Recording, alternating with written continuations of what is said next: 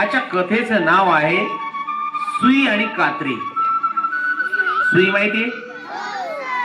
कात्री माहितीये? पूर्वीच्या काळी, आता सगळं रेडीमेड गारमेंट निघालंय. पूर्वीच्या काळी कपडे शिवणारे शिंपी असायचे, आताही आहेत पण प्रमाण कमी आहे. एका गावामध्ये एक शिंपी होता. शिंपी म्हणजे कोण? कपडे शिवणारा. आणि एके दिवशी रविवारचा दिवस असल्यामुळं त्या शिंप्याचा असणारा मुलगा आपल्या वडिलांच्या दुकानामध्ये गेला.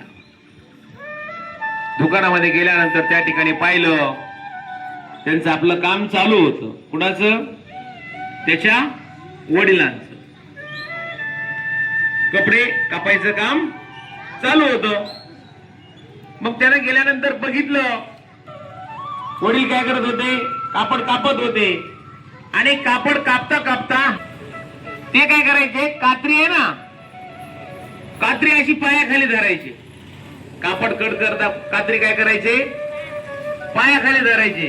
आणि सुई आहे ना, सुई अशी टोपीला अडकवायची. कुठं अडकवायचे? टोपी असते की नाही, टोपीला अडकवायचे. यावर मुलगा म्हणाला, बाबा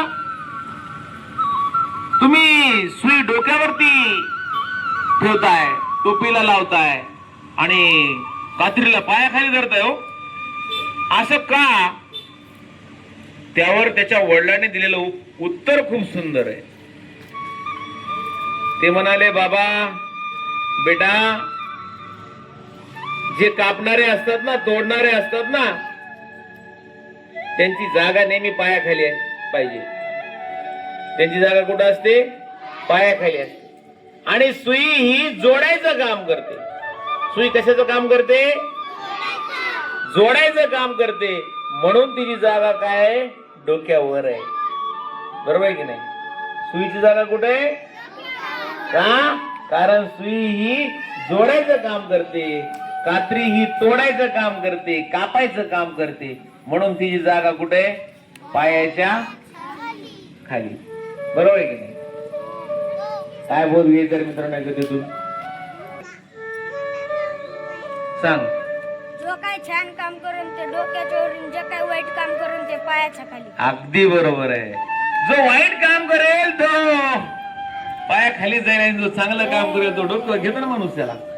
बरोबर आहे की नाही? अरे जीवनामध्ये जर तुम्हाला उंची गाठायची असेल तर सुई सारखं जोडण्याचं काम करा. आणि कैची सारखं जर तोडायचं काम केलं, फूट पाडायचं काम केलं तर लोक तुम्हाला पायाखाली घेतल्याशिवाय राहणार नाहीत. त्यामुळं कधी पण जोडण्याचं काम करायचं, तोडण्याचं नाही. हाच बोध आजच्या कथेमधून घ्यायचा आहे. ठीक आहे?